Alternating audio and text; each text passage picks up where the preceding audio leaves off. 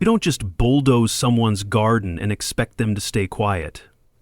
That's what I told Miranda Caldwell the moment I saw the heavy machines ripping through my mother's flowers and the old oak tree she planted 50 years ago. But she just smiled like it was nothing, like I was the problem for caring. My name's Ethan Parker, and if you're watching this, I want to know, where in the world are you watching from? Stick around and watch every second, because what I did to those HOA bastards isn't just sweet revenge. It's a lesson in how to fight dirty while staying perfectly clean. Trust me, you won't want to blink. My garden wasn't just any patch of dirt with plants. It was my mother's legacy. She passed away a year ago, and that garden was all that was left of her after the house was sold. She built it with her own hands, nurturing every rosebush, planting every herb. It was more than just flowers. It was family, memories, and a peaceful refuge I promised to protect. But the HOA didn't care about any of that.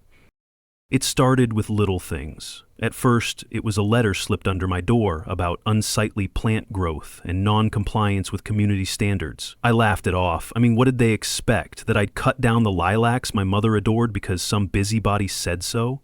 No way. But then the fines began. Small ones at first, $50 here, $100 there, until I was drowning in them for things I never even knew were rules. Parking my truck on the driveway too long, using a certain type of mulch. Honestly, it felt like a bad joke. But Miranda, the HOA president, was deadly serious. She ruled that neighborhood like it was her personal kingdom. One afternoon, I caught a glimpse of those machines parked near my house. Bulldozers and excavators. My heart sank. The noise was deafening. When I rushed outside, I saw it. My garden, half torn apart, the oak tree shattered like twigs. I asked the foreman what the hell was going on. HOA order, he said, shrugging like it was routine. I tried to talk to Miranda. Her response, "You knew the rules, Ethan, you chose to ignore them." Like bulldozing a garden was just a simple rule enforcement. That's when I realized this wasn't about rules anymore. It was personal. They wanted to break me, to erase what mattered. But I wasn't going down without a fight. Some of you might think it's just a garden, but for me, it was everything. My mother's memory, my roots, my peace in this noisy world. Losing it felt like losing a part of myself, and when someone tries to take away what you love, well, you either crumble or you fight back. So, I started planning. I knew I had to be smart because these HOA types thrive on power and rules. They love pushing people around, counting on fear and paperwork to win. But I had something they didn't: the truth, patience, and a whole lot of strategy. The community was mostly silent. Some neighbors looked away, some nodded in sympathy but stayed quiet. No one wanted to be the next target. Miranda had built a fortress of fear, and she thought she owned the place. But I was done being scared. This story isn't about a quiet man losing his garden. It's about how one homeowner turned the tables and showed them exactly what happens when you cross the wrong person. Stick with me, because the next chapters, well, they get messier, smarter, and a little wetter. The kind of payback that makes you grin while the other side is left scrambling. And remember, if you think you've got HOA problems, you haven't seen anything yet. By the time I realized Miranda wasn't going to back down, the fines had started piling up like an avalanche. $50 here for unauthorized garden growth, another $75 for a parking violation I wasn't even aware of. They didn't bother with warnings anymore, just penalties, penalties, penalties. Like I was a criminal for cherishing a garden that wasn't just flowers, but a memory of my mother's hands, her laughter, and her stubborn love for this neighborhood. One afternoon, I pulled into my driveway after a long day, only to find a bright orange ticket slapped on my windshield, parked beyond allowed time limit. Funny, I hadn't moved the truck since that morning. I called Lawrence Grant, the HOA's enforcer, who seemed to enjoy making people miserable. "You gotta move the truck, Ethan. Rules are rules." His tone was smug, like he was delivering some grand proclamation. I asked him if the truck blocking the common area was a problem, and he said, "Nope, just you." Typical. I tried reasoning, told him the fines were absurd, the rules petty. He chuckled. "Miranda wants to set an example. You're the target now." A target. Just like that. Susan Hale, the neighborhood tattletale, seemed to take personal pride in reporting my every little misstep. I caught her once peeking through the hedges, phone in hand, probably snapping pictures for the next board meeting. The neighborhood felt less like a community and more like a battlefield watched by spies. Grace Evans, my next-door neighbor and one of the few who still had some spine, dropped by one evening with a cup of coffee.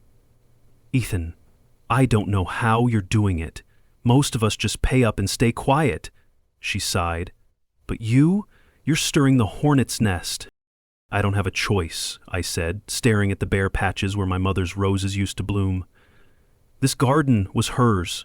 It's my legacy, not some petty HOA rule book. She gave me a look like I was a soldier about to walk into war. "Just be careful. Miranda's not playing fair." The parking tickets and fines weren't the only thing. Then came the notices, official-looking letters demanding I remove certain unapproved decorations, trim bushes to a standard height, even switch out the mulch. The rules read like a tyrant's manifesto. And the worst part, if I didn't comply, more fines, and eventually legal action. One day I found a note stuck to my mailbox. "Next violation will lead to a lien on your property." I crumpled it and shoved it into my pocket, but inside, the pressure was mounting. The garden wasn't just about flowers anymore. It was about standing my ground. I attended the next HOA meeting, expecting maybe some middle ground. Miranda sat at the head of the room like a queen surveying her kingdom, flanked by her board. Lawrence looking like a pit bull ready to bite. Susan grinning as if she'd just caught me in a trap. When I stood to speak, my voice steady but firm, Miranda interrupted with that dismissive tone only entitled people can master. "Mr. Parker, you've been notified of the community standards. You either comply or face the consequences." "Is bulldozing my mother's garden part of those standards?" I shot back, trying to keep my composure while the room shifted uncomfortably. Some neighbors avoided eye contact, others whispered. Miranda's lips curled into a smirk. Maintenance decisions were made for the good of the community. The good of the community? More like the good of her ego. I realized then that reason wasn't going to work. The fight had to be smarter. Back at home, I started documenting everything. Photos of the damage, copies of every letter, every ticket. I called Marcus Lee, a local environmental lawyer and an old friend, explaining the situation. He listened quietly and said, "This sounds like harassment, Ethan, but it's going to take patience and strategy to take them down." I wasn't scared anymore, but I was careful. The HOA thrived on intimidation, but I had facts, patience, and the law on my side. Still, the emotional weight was heavy. Every flower ripped up felt like a piece of my mother's memory being torn away, and with it, a part of me. Grace checked in often, bringing homemade meals and offering moral support. "You're not alone in this," she reminded me. But most neighbors stayed silent, afraid of Miranda's wrath or indifferent to the battle brewing on their quiet street. The community was fractured and Miranda's grip was tight. Yet somewhere in the chaos I found a strange kind of focus. The garden was gone, but the fight was just beginning. If they thought I'd roll over, they had another thing coming. And if you're watching this and wondering how far I went, trust me, it only gets messier. They wanted a quiet compliance, but I was ready to make some noise. The moment I walked out one crisp morning and saw the bulldozers parked ominously near my driveway, my stomach dropped. It was more than just machines sitting there. It was the final warning before they tore down what was left of my mother's garden. The noise started before I even got close, the growl of engines, the crunch of earth being torn apart, my hands clenched into fists. This was no mistake or routine maintenance. It was a deliberate strike. I sprinted outside just as the first machine started digging into the soil where the rose bushes had once flourished. The foreman caught sight of me and raised a hand. "AOA ordered this," he said flatly, as if that explained everything. I didn't need more. My voice was sharp. "Did they get a permit for this? Did you?" He shrugged, eyes shifting uncomfortably. "It's in the community interest."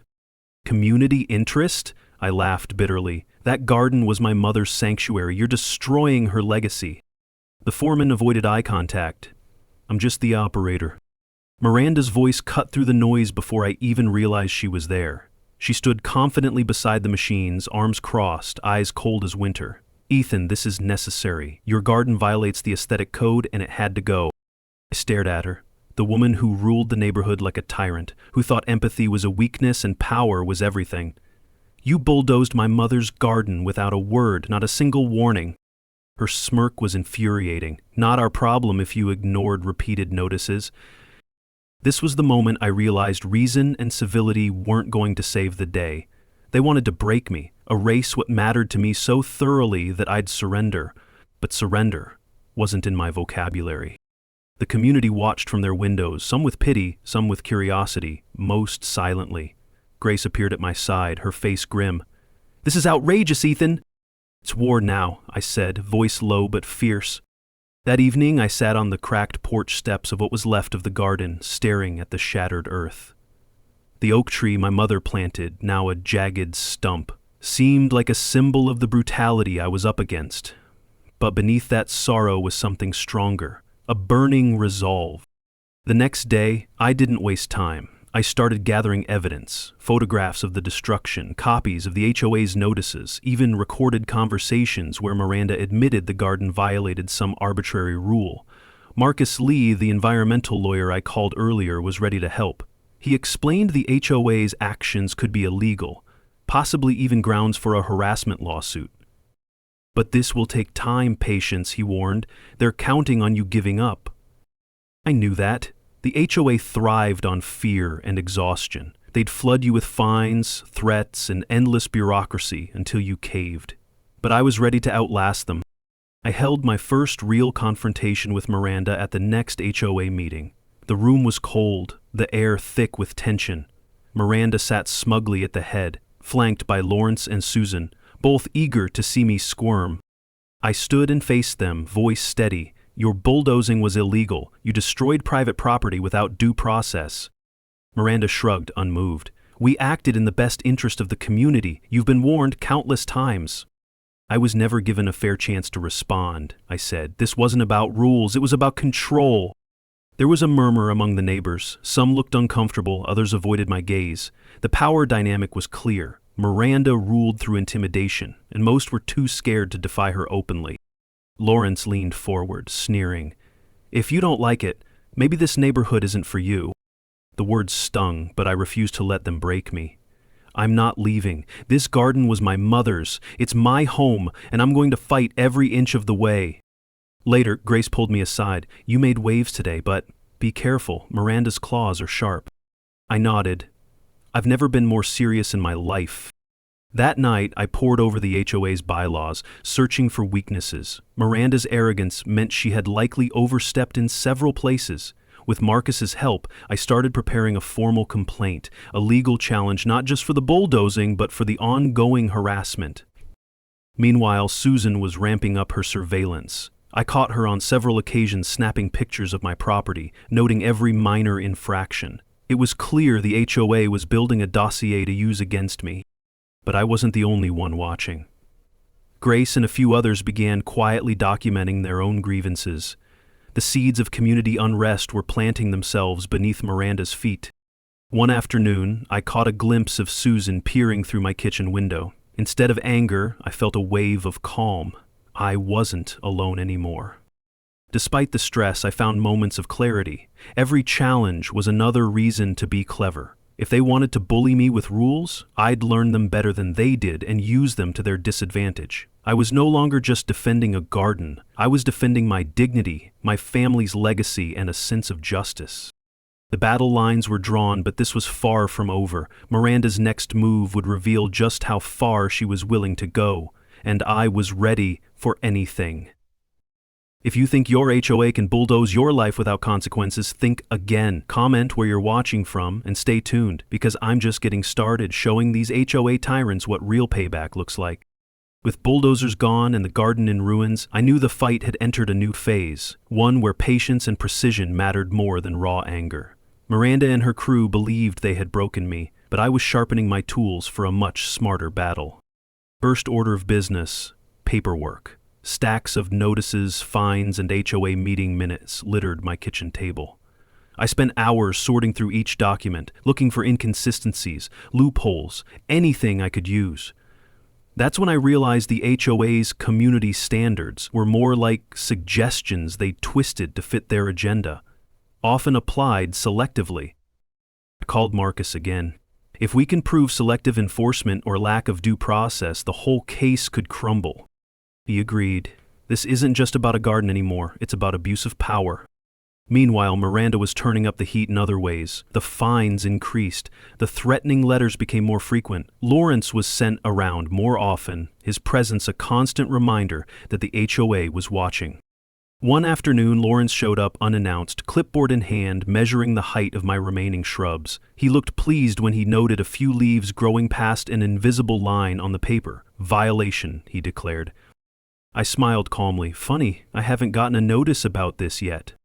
Lawrence's grin faltered. It's coming. I had learned to use humor as armor. It frustrated them because it wasn't the reaction they wanted. I wasn't cowering. I was steady, unshaken, and methodical. Grace was a beacon in all this chaos. She organized a small group of neighbors who quietly shared stories about Miranda's overreach. They didn't want to rock the boat publicly, but behind closed doors, the dissatisfaction was growing. One evening, Grace stopped by with a stack of printed emails from other residents complaining about Miranda's harsh tactics. "You're not alone, Ethan," she said, eyes bright. "People just need someone brave enough to stand up." Her words fueled me. The garden was gone, but I was no longer fighting just for that patch of earth. This was about fairness, respect, and community. I drafted a formal complaint highlighting the selective enforcement and the illegal bulldozing. Marcus reviewed it meticulously. "We'll submit this to the board and prepare for the inevitable pushback." I wasn't surprised when, within days, another letter arrived, this one threatening a lien on my property if I didn't pay all outstanding fines immediately. The language was cold and legalistic, but the intent was clear. Intimidate. Instead of feeling cornered, I saw an opportunity. I sent a detailed response contesting every fine, attaching photos and witness statements, demanding a hearing. Miranda's reaction was predictable. She refused to acknowledge my complaint, dismissing it as frivolous, but the wheels were turning. I also began documenting Susan Hale's obsessive surveillance. Her photos and notes could be considered harassment, and if I pressed, it might expose the personal vendetta behind these community complaints. One afternoon, I caught Susan spying through my curtains again. Instead of confrontation, I calmly opened the window and said, "Enjoying the view, Susan? Care to join me for a cup of coffee sometime?" Her startled expression was priceless. She quickly disappeared, and I realized humor could be disarming. This back and forth of petty harassment and calm defiance was exhausting, but I learned to thrive on it. Miranda and her cronies expected fear. I gave them resistance. Legal action was looming, but I knew the HOA's real weakness was public opinion. If I could bring the neighborhood to question Miranda's leadership, her grip would weaken. Grace arranged a discreet meeting with a few neighbors at her house. We shared stories, swapped strategies, and slowly built a sense of solidarity. It wasn't a revolution yet, but the cracks in Miranda's armor were becoming visible. Every call with Marcus strengthened our approach. We mapped out every violation, every procedural misstep by the HOA. This wasn't just a personal vendetta, it was a fight for the rule of law in a place that had become a dictatorship. One night, as I looked over the broken garden bed under the moonlight, I felt a strange sense of calm. The flowers might never bloom again, but the roots of this fight were growing deeper. Miranda might have bulldozed my garden, but she was about to discover the ground she stood on was far less stable than she thought. The moment they cut off the water supply to my garden, I knew Miranda and her cronies had crossed a line. There was no official warning, no letter, just silence, and then the slow, cruel death of my mother's flowers. I stood outside that morning watching the soil crack and dry under the unforgiving sun, the roses wilting like forgotten memories. But if they thought that would make me back down, they had another thing coming. Instead of surrendering, I got to work. I found a small stream a few hundred yards from the house and, with the help of some old pipes and a couple of pumps, rigged an irrigation system. It was far from perfect, clunky, noisy, and a bit of a sight, but it kept the garden alive. My little guerrilla operation, I called it, keeping my mother's legacy from drying up no matter what. Of course, word got around. Lawrence Grant, the HOA's muscle, showed up a few days later, clipboard in hand, measuring the drip lines and muttering about unauthorized water use. His smirk told me he thought he'd finally found a way to break me. "You're breaking the rules again, Ethan," he said with that smug certainty that only bullies possess. I wiped the sweat off my brow and smiled. "Funny, Lawrence, I'm just making sure what little's left doesn't die. His eyes flickered with irritation and he stomped off without another word. Small victory. But Miranda wasn't done. A surprise HOA meeting was called, with the entire neighborhood summoned to hear her grand declaration of how I was the bad apple threatening the community's order. She spun a tale of disruption, rule-breaking, and selfish defiance.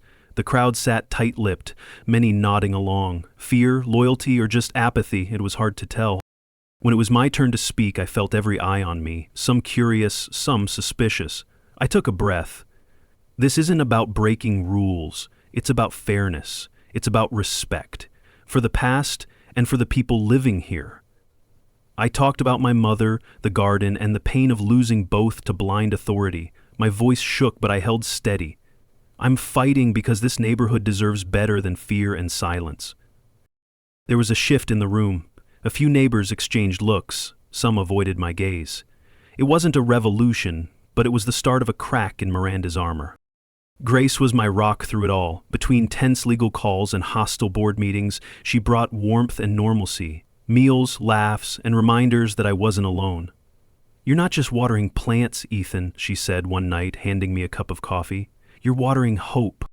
Marcus and I doubled down on our strategy. We collected every scrap of evidence. Photos of the garden's slow revival, documents proving the HOA's water cutoff was illegal, testimonies from neighbors who'd quietly suffered similar abuses. The case was growing stronger. Meanwhile, the HOA responded with petty sabotage. Rumors started circulating about me, questioning my character and intentions. Susan Hale's obsession intensified. I caught her lurking near my property more times than I could count, snapping pictures, whispering to board members. Instead of confronting her, I played a different game.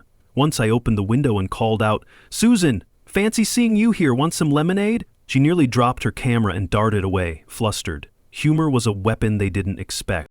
Neighbors began speaking up, cautiously at first, then with growing confidence. Grace organized a small group to share their experiences with Miranda's rule. Mrs. Davis, the retired school teacher from down the street, told me quietly, "Finally, someone's brave enough to stand up. We've all been scared for too long." Their voices became a chorus. Miranda's tight grip on the neighborhood started to loosen, but she didn't give up easily. She doubled down on threats, fines, and intimidation, but the facade was cracking.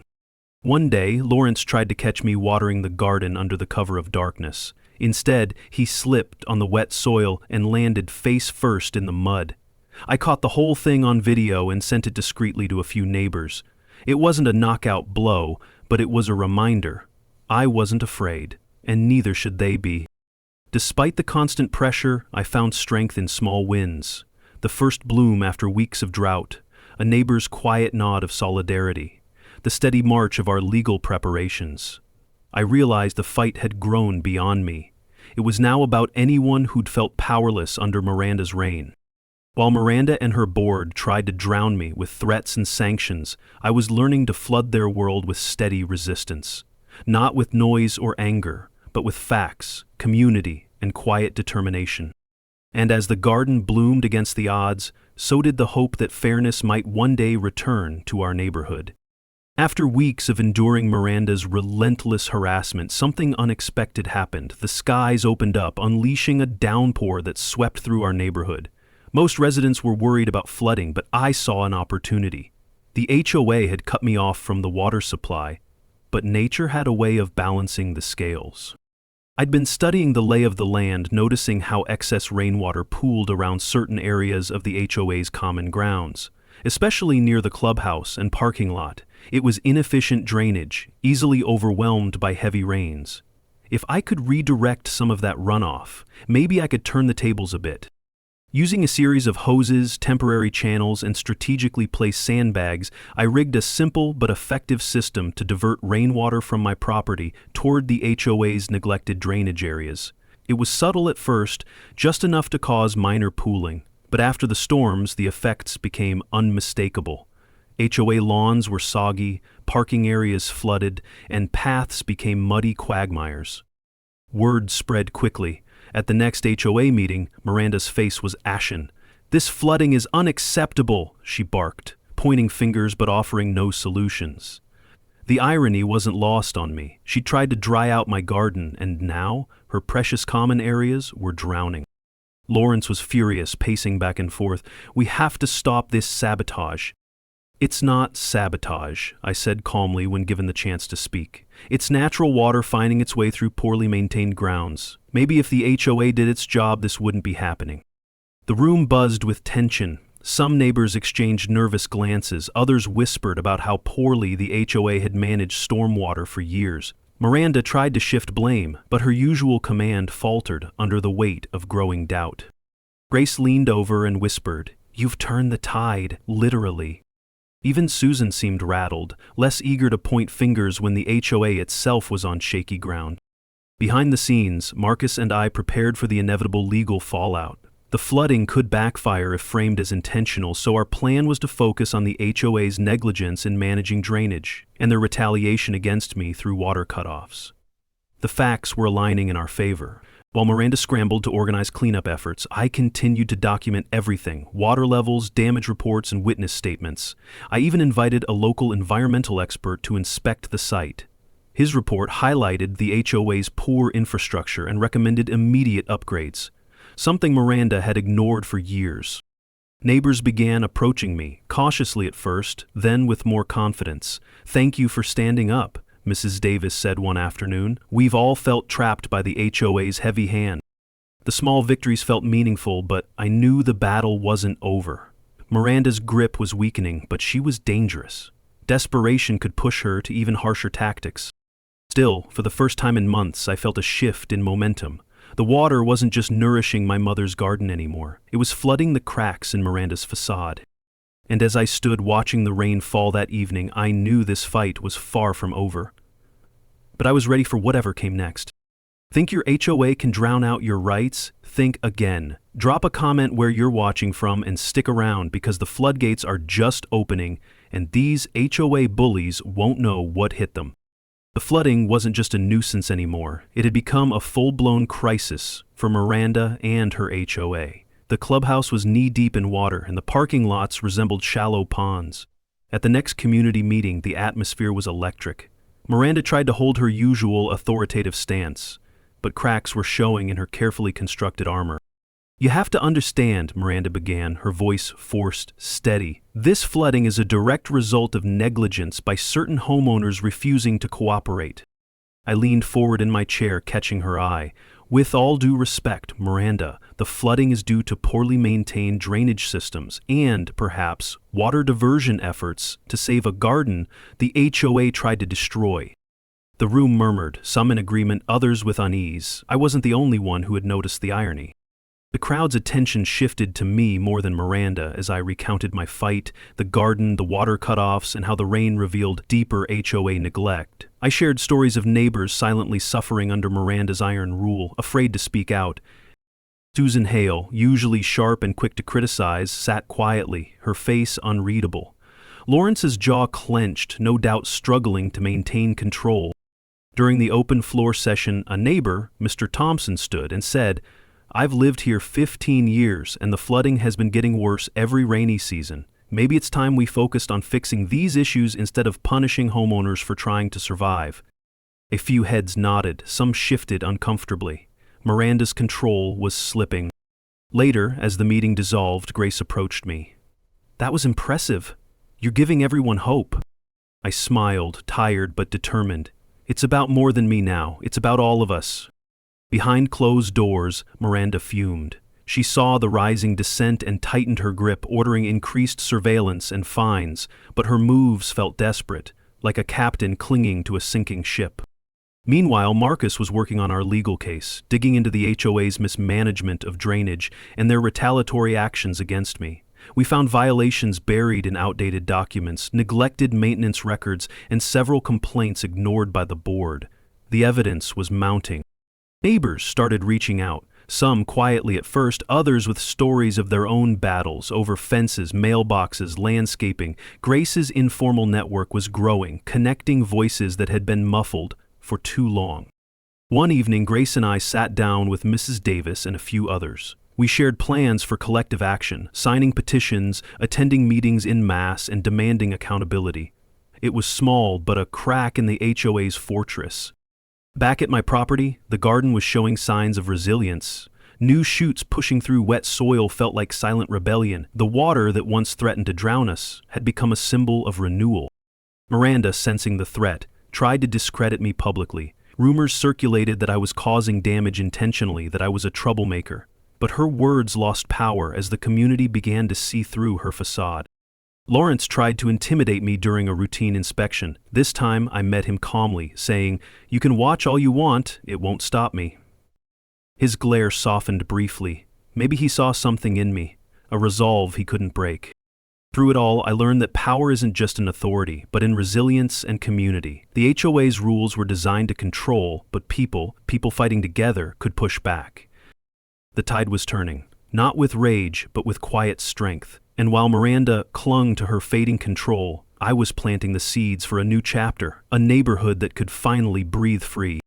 The courtroom was a cold, sterile place, a far cry from the warm, vibrant garden I was fighting to protect. But this was the arena now, where words and evidence held more power than shovels and bulldozers. Marcus stood beside me, a calm pillar amid the tension. The opposing side's lawyers, representing the HOA, were sharp, prepared, and desperate to defend Miranda's reckless decisions. But we had something far stronger: truth. When it was my turn to speak, I felt every eye in the room. I told the story, not just about a garden, but about a legacy bulldozed without cause, about a community silenced by fear, about a man fighting not just for plants, but for dignity and justice. "I didn't start this fight," I said, voice steady but passionate, "but I refuse to be crushed by power wielded unfairly. The HOA destroyed what my family cherished and then tried to drown me with fines and silence." The opposing lawyer tried to paint me as a troublemaker, exaggerating petty infractions. But Marcus was ready. He presented clear evidence: the illegal bulldozing, the water cutoff, the selective enforcement of rules, and the HOA's poor management that caused flooding. There were moments of quiet in the room, when the judge examined photographs of the devastated garden, when she listened to neighbors who'd signed affidavits supporting my claims, and when she reviewed the HOA's own neglected maintenance records. Miranda's facade cracked under scrutiny. Her carefully crafted image of control and authority faltered as the facts laid bare her negligence and abuse of power. Between sessions, Grace and other neighbors whispered words of encouragement. The fight had become a shared struggle, a beacon for those long silenced. The courtroom was tense, yet oddly hopeful. The legal battle was more than a personal victory. It was about holding those in power accountable and restoring fairness in a community betrayed by its leaders. Outside, a few neighbors gathered, their eyes reflecting the gravity of the moment. Mrs. Davis smiled softly. "This is bigger than a garden. It's about us all."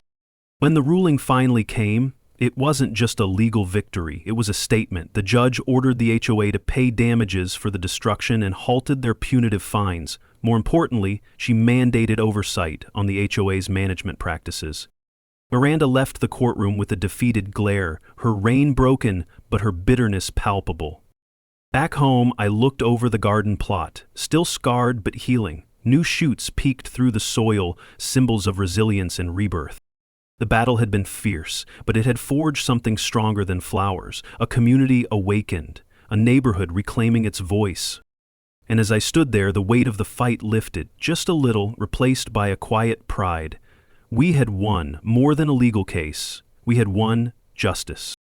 The courtroom victory sent shockwaves through the neighborhood, but Miranda wasn't finished. Pride and desperation made her reckless. Instead of retreating, she launched a new offensive, tightening HOA rules, upping fines, and doubling down on surveillance. Her message was clear: the fight wasn't over. I knew she was trying to intimidate me into silence, but after everything, I wasn't about to back down. To push back, I refined my water diversion system. Instead of simply redirecting rain runoff, I engineered a more extensive setup. Using a network of pipes and channels, I rerouted excess water not just from my property but from nearby slopes, allowing natural rainfall to flood areas of the HOA's neglected grounds. The clubhouse lawn, the parking lot, even walkways. The effect was undeniable. HOA common areas became muddy messes, unusable for events and daily use. Suddenly the tables were turned. The HOA's neglect was now a visible, tangible problem that affected everyone. Miranda and her board were frantic. At the next HOA meeting, Miranda's voice cracked as she accused me of deliberate sabotage. "This isn't nature, it's a vendetta," I responded calmly. "If it's a vendetta to highlight your neglect and force you to maintain this community properly, then call me guilty." Neighbors who had been silent before were now whispering openly. Some even approached me privately, thanking me for showing courage. Lawrence, usually a figure of intimidation, appeared less confident. Once, when he confronted me about the flooding, I met his glare with steady eyes. "You can't threaten what you can't control." His silence was louder than any words. Susan Hale's watchful eyes remained, but I wasn't fazed. I continued documenting everything: water levels, damaged areas, complaints from residents, all to strengthen our case against the HOA's mismanagement. One afternoon, Grace and I walked through the soggy clubhouse grounds. She looked around and said, "They wanted to make you disappear, but you've turned this into a spotlight." I nodded. The flooding was more than a tactical move, it was a symbol. It showed what neglect and abuse of power looked like when left unchecked. Despite Miranda's escalating desperation, the community was awakening. Small acts of defiance multiplied. Neighbors pushed back against petty fines, questioned board decisions, and slowly reclaimed their voice. I realized this fight was no longer just about my mother's garden or even me. It was about reclaiming fairness, respect, and community from those who abused their authority. And as the muddy waters settled each day, I saw something else: hope rising from the mess.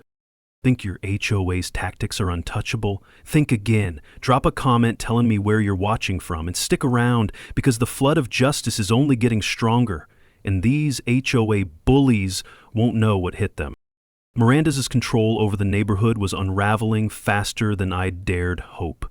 The once iron-fisted HOA president now faced cracks in her authority that threatened to collapse everything she'd built. The change wasn't sudden, but it was undeniable. Grace called me that afternoon, her voice urgent but excited. "Ethan, you need to get to the HOA meeting. Lawrence and Susan, they're openly questioning Miranda's leadership." Without hesitation, I grabbed my coat and headed over. Walking into that room, I felt the atmosphere shift. The tension was palpable. Board members who had once nodded in agreement with Miranda now wore expressions of doubt and frustration. Lawrence, usually Miranda's staunch enforcer, spoke in measured tones. "Miranda's decisions have led us into financial trouble and fractured the community. We need new leadership." Susan, no longer the sneering tattletale, added cautiously, "The neighborhood's divided. We can't keep operating like this." Miranda sat stiffly at the head of the table, her usual confident mask slipping. "You're betraying the board," she snapped. "This community needs strength, not chaos." Lawrence shook his head, voice firm. "Strength is listening to the people, not silencing them." I stayed quiet, letting their words echo in the room. The fractures I'd worked toward were finally showing. Later, Grace and I sat in her kitchen, processing what we'd seen. "They're turning on her," she said, "but Miranda won't give up easily." I nodded. Power lost is dangerous, and Miranda's next moves were anything but subtle. She ramped up her retaliation, pushing secret rule changes, smearing neighbors who sided with me, sending more threatening letters. But the community, emboldened by her efforts, was no longer intimidated. Mr. Collins, a longtime neighbor, approached me during a weekend walk. "You've given us courage," he said quietly. "We're tired of fear controlling us." The neighborhood was waking up, and Miranda's grip was slipping. At the next HOA meeting, the mood was palpably different. Miranda's voice lacked its usual authority, her presence diminished, a motion of no confidence was introduced. The room was split, but momentum was clearly against her. When the vote was counted, Miranda was removed from her position. Relief washed over the room. Hesitant neighbors exchanged quiet smiles. Grace came up beside me, her eyes bright. "You didn't just save a garden, you saved a community." This victory was about more than power. It was a restoration of fairness, dignity, and hope. As I looked around the neighborhood that evening, I saw the impact. Neighbors more willing to speak, to support each other, and to stand up. The garden, battered but stubbornly alive, was a perfect metaphor. Each new leaf pushing through the soil was a symbol of resilience, a testament to what can grow when we refuse to give up. Miranda's shadow still lingered, but the light of a new beginning was unmistakable. Miranda's removal as HOA president was a milestone, but it was far from the end of the fight. Her defeat only seemed to ignite a final surge of desperation. Determined not to lose everything, she began rallying a faction of loyalists, neighbors who had benefited from her rule or feared the uncertainty of change. The battlefield was shifting, and the conflict took on new dimensions. Word spread quickly about Miranda's plans to regain influence, and it wasn't long before I started hearing whispers of covert meetings, whispered strategies, and attempts to undermine the new leadership. But the neighborhood I had helped awaken was no longer a sea of silence and fear. The voices of residents, once muffled, grew louder and more confident every day. Grace and I took it upon ourselves to nurture this fragile unity. We organized informal gatherings at her house, bringing neighbors together to share experiences and discuss plans for the future. These meetings became a safe space where people could speak openly, sometimes for the first time in years. One evening, as the sun dipped behind the trees, Mrs. Davis, the soft-spoken retired schoolteacher, raised her hand during one such gathering. Her voice, steady and clear, cut through the quiet. "What we've learned is more than how to fight back. We've learned that change is not just possible, but necessary. This community deserves better, and we all have a role in making that happen." Her words were met with nods and quiet applause. It was clear that something profound was happening, a shift from isolated resistance to collective empowerment. Meanwhile, Miranda's loyalists didn't sit idly by. They began attending meetings en masse, trying to disrupt proceedings, spread misinformation, and stir divisions. Susan Hale, once Miranda's fiercest enforcer, was at the forefront, her usual sneer replaced by a calculated coldness. She distributed flyers accusing the new leadership of incompetence and accused neighbors of betraying the community. But the growing unity among the residents was a force stronger than rumors and fear. People countered misinformation with facts, transparency, and a shared vision for a more inclusive neighborhood. The atmosphere at meetings transformed from tense confrontations into constructive dialogue, though the undercurrent of tension remained. Throughout this turbulence, I remained committed to the garden that had become a symbol of resilience. The scarred earth, once trampled and barren, was now sprouting vibrant shoots of green. Every new leaf felt like a quiet triumph, a testament to the struggle we'd endured and the hope that endured alongside it. One afternoon, while walking near the neighborhood park, I noticed Lawrence and Susan in a heated discussion. Their faces were tight with frustration, their previous air of menace replaced by uncertainty. The power dynamic was shifting, and they knew it. At the next neighborhood forum, I spoke openly about our journey, from the destruction of a garden to courtroom victories, from intimidation and silence to empowerment and community voice. "This," I said, gesturing toward the crowd, "isn't just my story, it's ours. Every one of us who has ever felt silenced, bullied, or powerless deserves to be heard. We've come too far to turn back now." The room filled with affirmations, a wave of agreement washing over us. It was clear that the community had reclaimed its voice and was ready to shape its own future. Behind the scenes, Marcus was finalizing legal actions to ensure the HOA would be held accountable. New oversight measures were being put in place, designed to prevent a repeat of unchecked authority and abuse of power. The law, finally, was on our side. Though Miranda's shadow still lingered in the background, whispers of her attempts to sow discord and regain influence persisted. Her grip on the neighborhood was irrevocably weakened. Fresh leadership emerged, neighbors willing to listen, collaborate, and rebuild the community on foundations of fairness and respect. Reflecting on the journey, I realized this fight wasn't about vengeance or bitterness. It was about justice, dignity, and standing firm when it mattered most. The scars left behind, the broken plants, the battles fought, were reminders of the cost of complacency and the power of resilience. As the sun set over the flourishing garden, I felt a quiet but profound pride. This victory wasn't just about saving a patch of earth. It was about reclaiming a neighborhood, restoring a sense of belonging, and inspiring hope that even the smallest voices can change the course of history. The neighborhood felt different now, lighter, freer, and filled with cautious hope. The wounds left by Miranda's reign were still there, but healing had begun. As I walked through the garden that had survived so much, I marveled at the resilient shoots pushing through the rich soil. Every blossom felt like a quiet victory, not just for me, but for the entire community. That garden wasn't just a patch of earth anymore.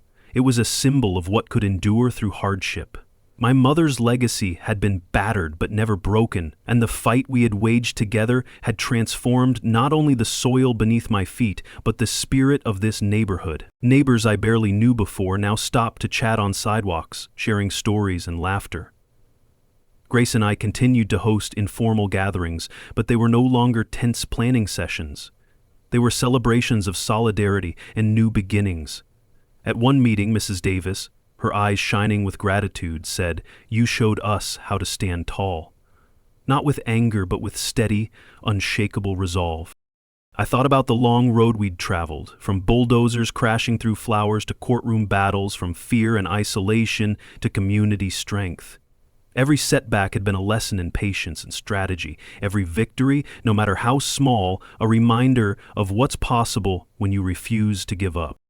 Miranda's name had faded from polite conversation, replaced by a wary silence. Though her shadow lingered like a bad memory, the neighborhood had reclaimed its voice and its power. New leaders had emerged, people chosen by respect and care, not intimidation or greed. Walking down the streets, I noticed small but meaningful changes. Freshly painted fences, neighbors tending to their yards with pride, children playing in yards once quiet and empty. The air was filled with something that had been missing for too long: trust.